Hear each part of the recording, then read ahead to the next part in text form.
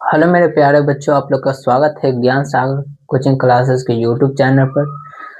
तो मेरे प्यारे बच्चों, आप लोग जानते हैं कि चैप्टर 1 प्रकाश का प्रवर्तन और चैप्टर 2 प्रकाश का प्रवर्तन और चैप्टर 3 मानव नेत्र हो चुका है, जो कि आप लोग का चल रहा था मेरे प्यारे बच्चों। अंतिम प्रहार बैच जो चल रहा था, जिसका क्लास आज 6 क्लास मेरे प्यारे बच्चों, इससे पहले 5 क्लासेस आपका हो चुका है, जो कि आप लोग के यूट्यूब चैनल पर आपको सारे क्लासेस मिल जाएगा प्ले लिस्ट में। और आपको ज्ञान सागर कोचिंग के ऐप पर भी आपको ये क्लासेस मिल जाएगा। तो मेरे प्यारे बच्चों, आज MVVI चैप्टर जो कि विद्युत धारा है मेरे प्यारे बच्चों, जो कि बहुत ही एग्जाम के लिए इम्पोर्टेंट चैप्टर है। इससे बहुत सारे subjective question, objective question exam में आता है। इसको अच्छे से तरीके से आप लोग समझिएगा मेरे प्यारे बच्चों। और क्लास स्टार्ट करने से पहले कह देना चाहते हैं मेरे प्यारे बच्चों कि ये इसको एकदम अच्छे तरीके से एक एक पॉइंट को समझिएगा, क्योंकि ये एग्जाम के लिए बहुत ही इम्पोर्टेंट है।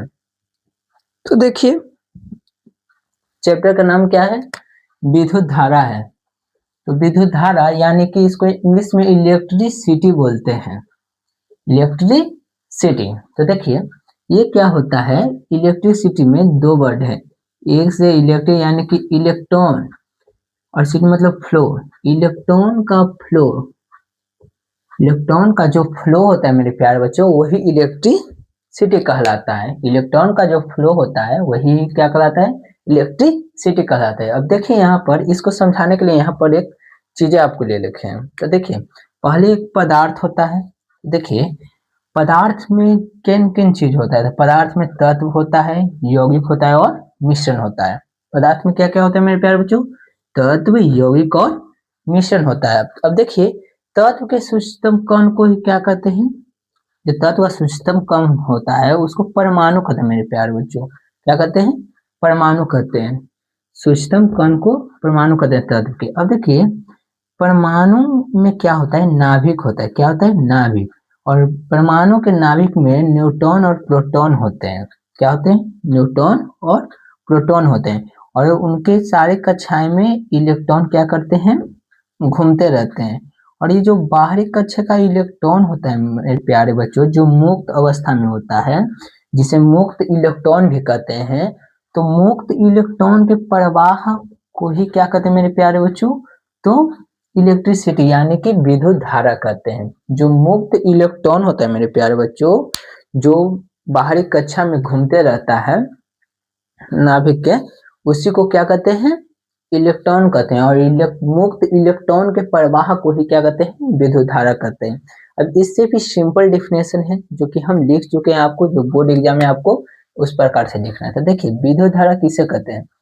तो किसी चालक से, क्या, किसी चालक से आवेशों के सतत प्रवाह को ही विद्युत धारा कहते हैं। किसी चालक में, कोई चालक है मेरे प्यारे बच्चों, और उसमें इलेक्ट्रॉन के सतत प्रवाह को ही क्या कहते हैं? विद्युत धारा कहते हैं। एकदम सिंपल लिखना है। विद्युत धारा कैसे लिखना है? तो विद्युत धारा का डेफिनेशन होगा, किसी चालक तार में इलेक्ट्रॉन का सतत प्रवाह ही क्या कहलाता है? तो विद्युत धारा कहता है।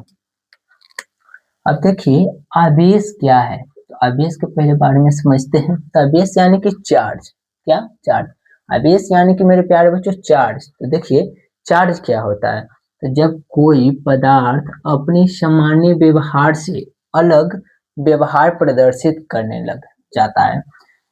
जब कोई पदार्थ मेरे प्यारे बच्चों अपने सामान्य व्यवहार से अलग व्यवहार प्रदर्शित करने लगा जाता है, अर्थात उसके कारण विद्युत क्षेत्र तथा चुंबकीय क्षेत्र उत्पन्न होता है। किसके कारण विद्युत क्षेत्र, चुंबकीय क्षेत्र उत्पन्न होता है मेरे प्यारे बच्चों? तो फिर से समझिए ठीक से, कि जब कोई पदार्थ अपने सामान्य व्यवहार से अलग व्यवहार प्रदर्शित करने लगता है, अपने सामान्य व्यवहार से अलग व्यवहार प्रदर्शित करने लगता है, अर्थात उसके कारण ही विद्युत क्षेत्र तथा चुंबकीय क्षेत्र उत्पन्न होता है मेरे प्यारे बच्चों, उत्पन्न होने लगता है।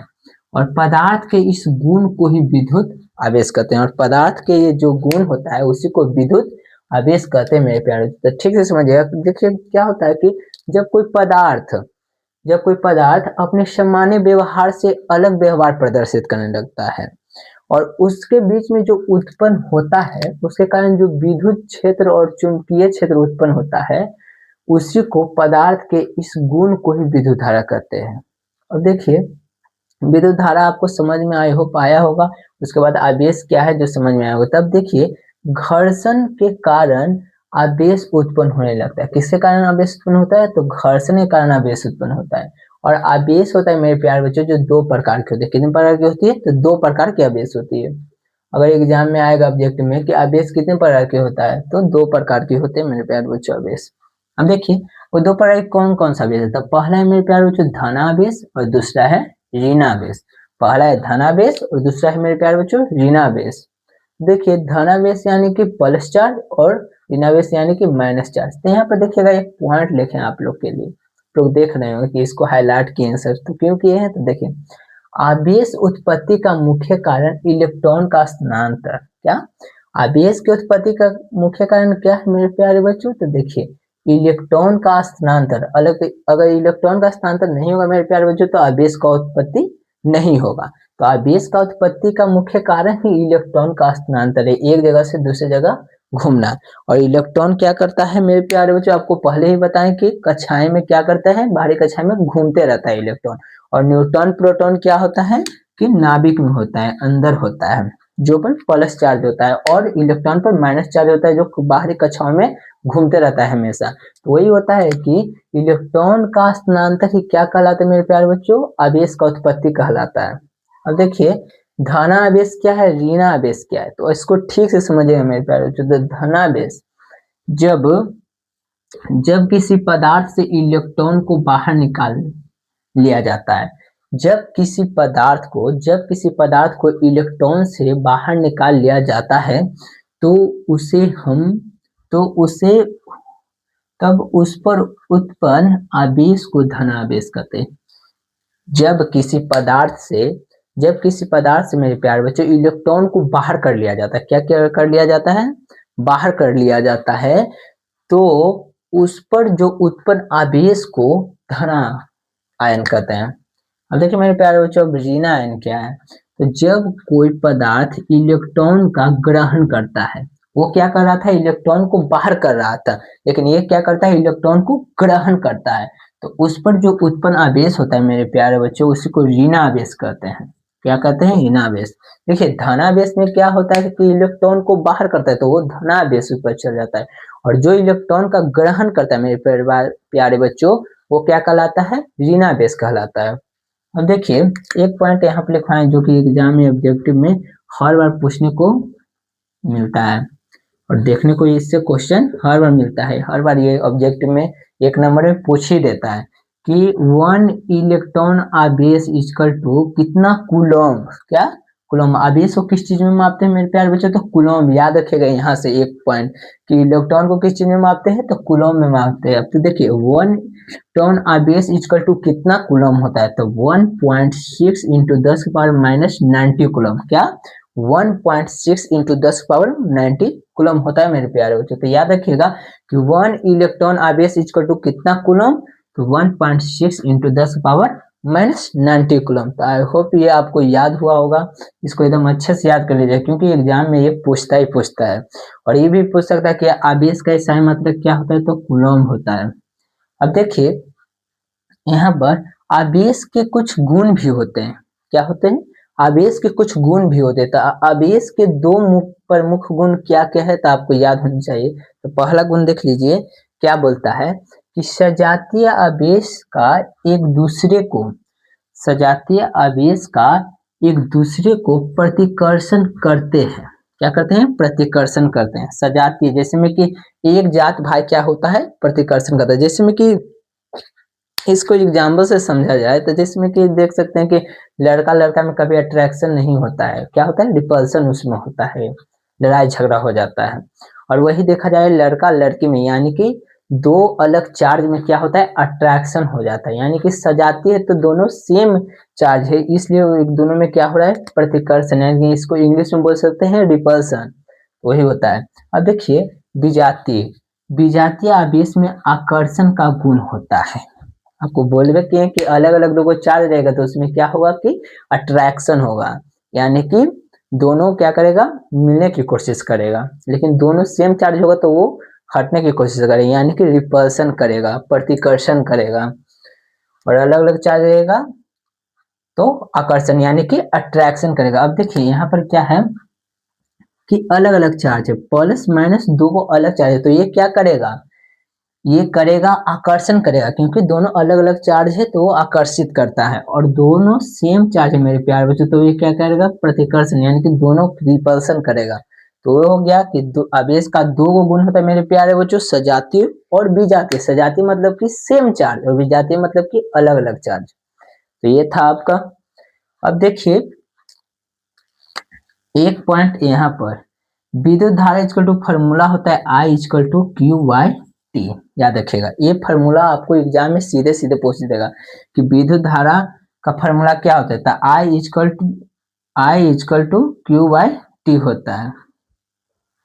तो देखिए इसको हम बोल सकते हैं Q equal to I by T भी बोल सकते हैं। क्या बोल सकते हैं, I बाय टी।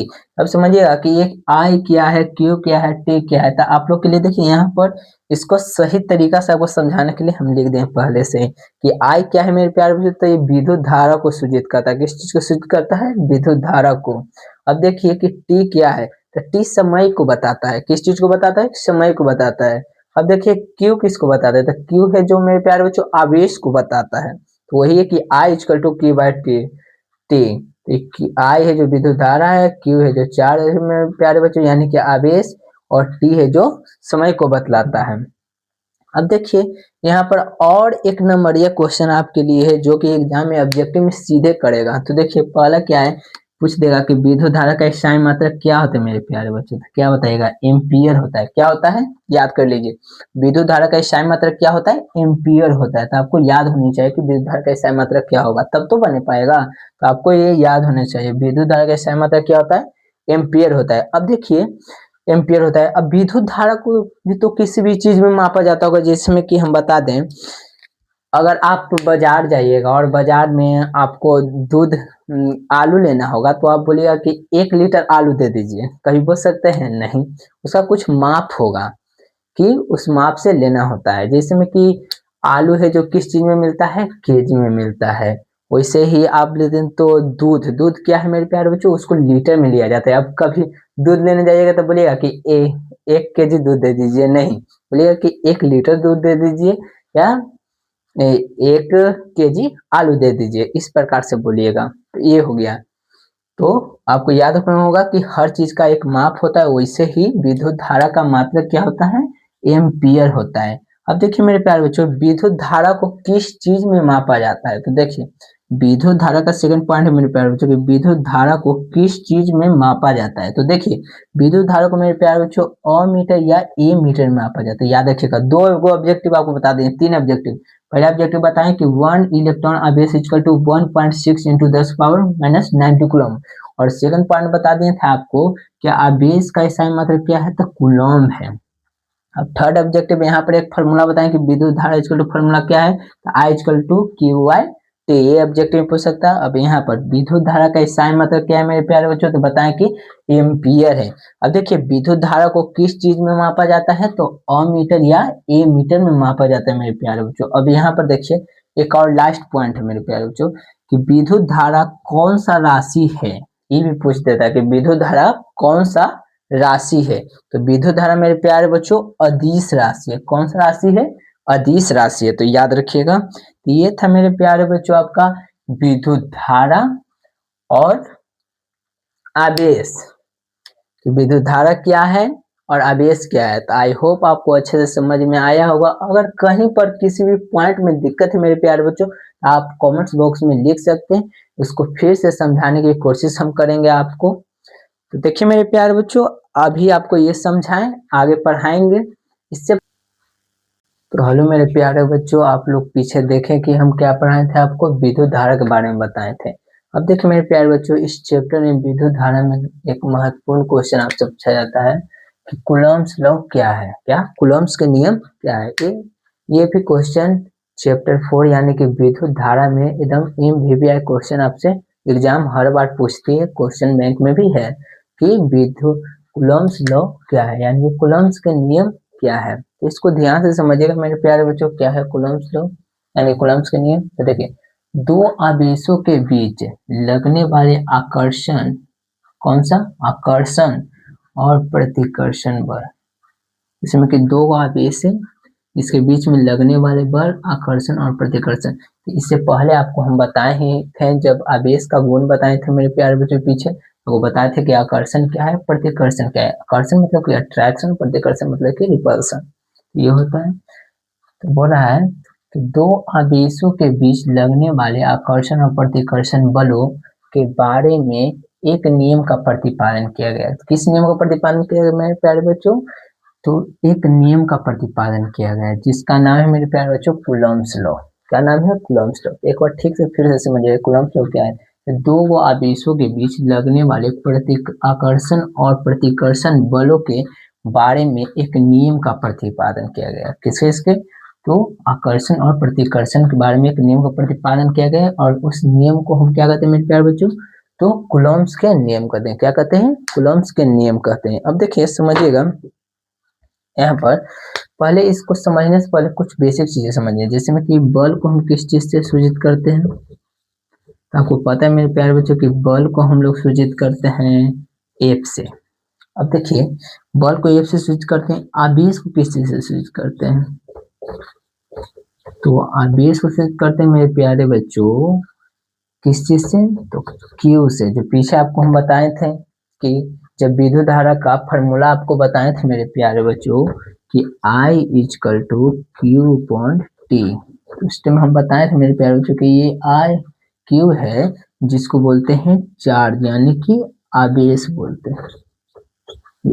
और आवेश का SI मात्रक भी आपको हम बताए थे, क्या था, कूलम्ब, कूलम्ब था ना, कूलम्ब्स। आवेश का SI मतलब क्या बताए थे मेरे प्यारे बच्चों, कूलम्ब्स बताए थे उस टाइम।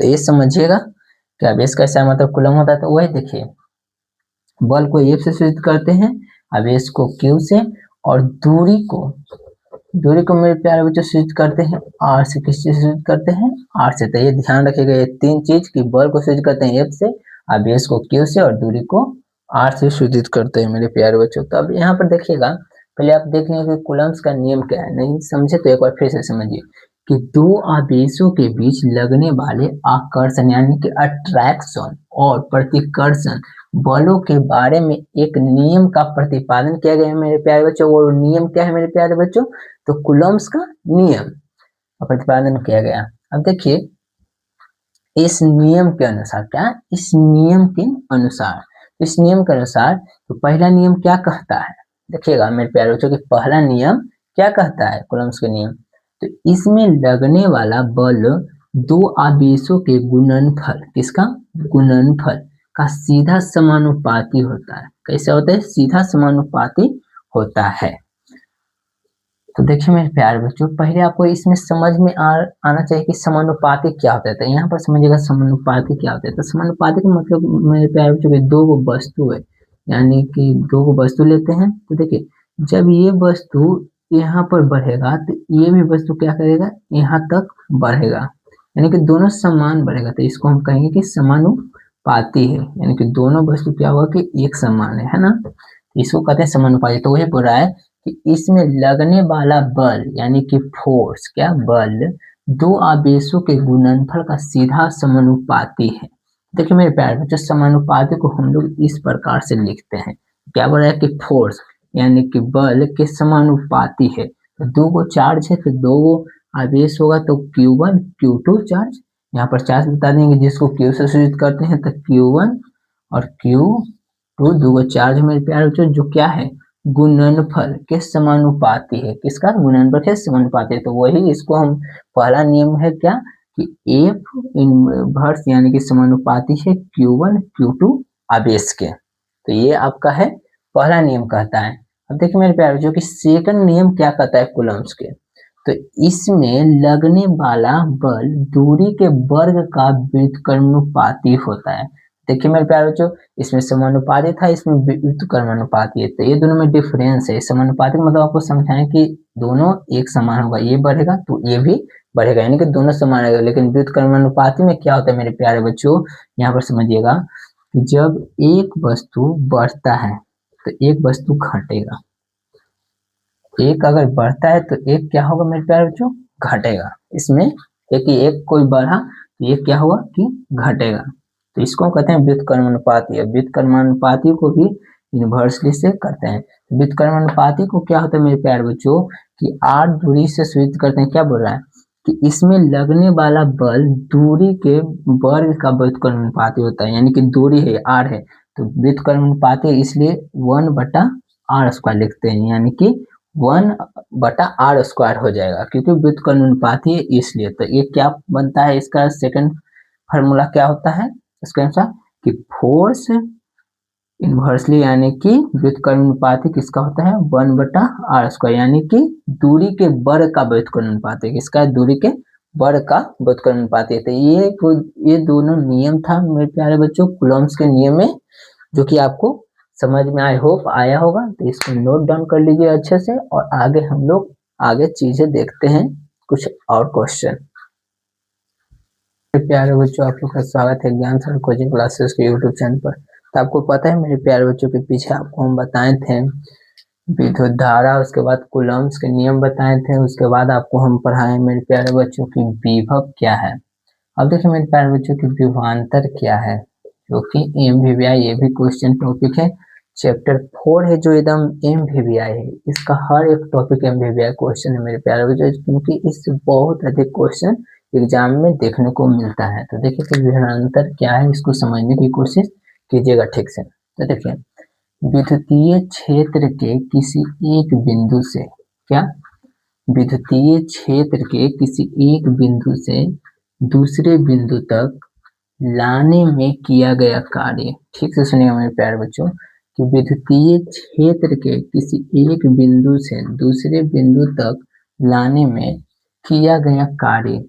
विद्युतीय क्षेत्र से मेरे प्यारे बच्चों, विद्युतीय क्षेत्र से किसी एक बिंदु से दूसरे बिंदु तक ले जाने में जो कार्य किया गया मेरे प्यारे बच्चों, उसी को विभवांतर करते हैं। क्या करते हैं, उसके बीच में जो कार्य हुआ उसी को विभवांतर करते हैं। कह रहा है कि विद्युतीय क्षेत्र से किसी एक बिंदु से दूसरे बिंदु तक ले जाने में किया गया कार्य ही क्या कहलाते हैं मेरे प्यारे बच्चों, तो विभवांतर कहलाते हैं। अब देखिए विभवांतर है जो मेरे प्यारे बच्चों अदिश राशि, क्या है अदिश राशि। ये कौन सा राशि है, याद रखिए कि अदिश राशि। और ये कौन सा था, ये भी तो देखिए ये कौन सा राशि मेरे प्यारे बच्चों विभवांतर, तो अदिश राशि। अब यहाँ पर देखिए विभवांतर इक्वल टू फार्मूला क्या होता है, विभवांतर इक्वल टू फार्मूला होता है जूल बटा कूलम होता है। क्या होता है, जूल बटा कूलम होता है मेरे प्यारे बच्चों विभवांतर इक्वल फार्मूला। और जूल बटा कूलम बनकर क्या बन जाता है, वोल्ट बन जाता है। वोल्ट को भी से सूचित करते हैं, आप लोग को पता ही है। अब देखिए यहाँ पर इसका साइन मात्रक MVVI है, जो 1 नंबर में आपको पूछेगा ऑब्जेक्टिव में कि आप बताइए कि इसका साइन मात्रक क्या है, विभवांतर का साइन मात्रक क्या है, तो वोल्ट होता है। जो आपको उधर बताएं क्या होता है, वोल्ट होता है। अब देखिए कुछ क्वेश्चन आपको लेकर आए हैं कि 1 मार्क्स वाला, 1 मार्क्स, जहाँ से 1 मार्क्स के क्वेश्चन पूछे जाते हैं इस टॉपिक से। तो क्या क्या पूछे जा सकते हैं, तो पहले पूछेगा कि आपको आवेश का साइन मात्रक क्या है, तो कूलम में। एकदम भंस गुण आपको दिमाग में रहना चाहिए कि आवेश का साइन मात्रक होता है कूलम होता है। क्या होता है, कूलम होता है। अब सेकंड आपसे पूछ सकता है कि कूलम किसके बराबर होता है। आप तो जानिए कि कूलम होता है, लेकिन कूलम किसके बराबर होता है मेरे प्यारे बच्चों, तो एम्पियर इंटू सेकंड के बराबर होता है। किसके बराबर होता है, एम्पियर इंटू सेकंड के बराबर होता है कूलम। अब देखिए थर्ड है आपका कि एक कूलम्ब आवेश में कितने इलेक्ट्रॉन होते हैं। ध्यान से माइंड सेट करिएगा कि एक कूलम्ब आवेश में कितने इलेक्ट्रॉन होते हैं। याद रखिएगा ये, क्योंकि ये नया नया आपको दिख रहा होगा, तो इसको याद रखना बहुत इंपॉर्टेंट है।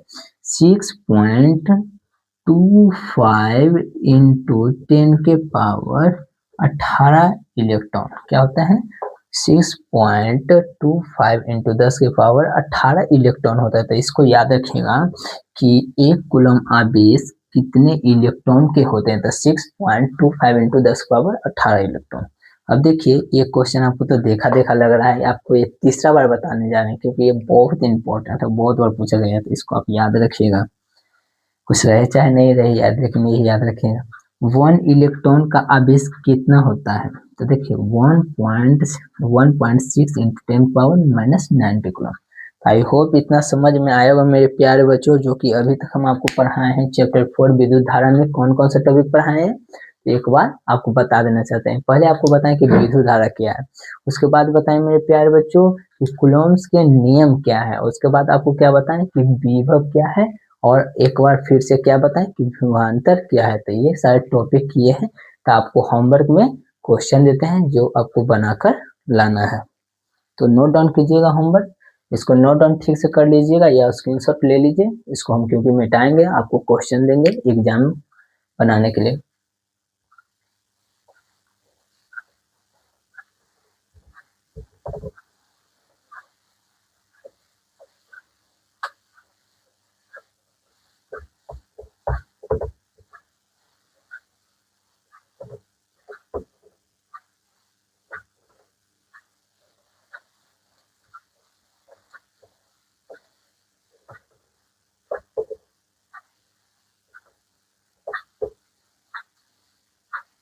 तो देखिएगा होमवर्क, तो देखिए होमवर्क में आप क्वेश्चन लिखिए। पहला क्वेश्चन लिखिए कि विद्युत धारा क्या है।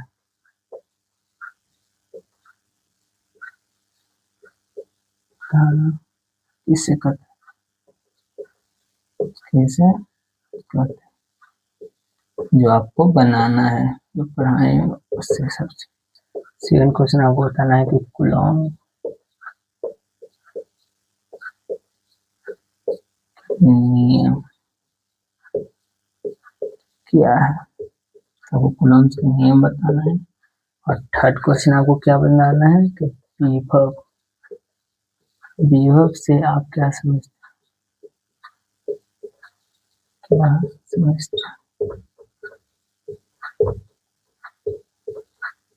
लास्ट टॉपिक आपको क्या पढ़ाए थे,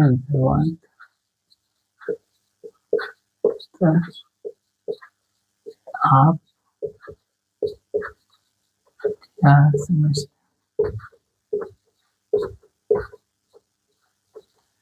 ये 4 क्वेश्चन है मेरे प्यारे बच्चों, जो आपको घर से करना है, यानी कि कॉपी में नोट डाउन करके अच्छे से बनाना है, क्योंकि ये 4 क्वेश्चन में से ही आपको एग्जाम में क्वेश्चन आएगा। और आगे का जो टॉपिक है इस चैप्टर का, जो अगले वीडियो में पढ़ाएंगे, क्योंकि ये बहुत बड़ा लेक्चर हो जाएगा, जिसके कारण आपको देखने में भी बहुत ज़्यादा टाइम लग जाएगा और बोर्डिंग क्लास लगने लगेगा। तो इसलिए आप आज के लिए इतना ही, अब मिलते हैं अगले लेक्चर में।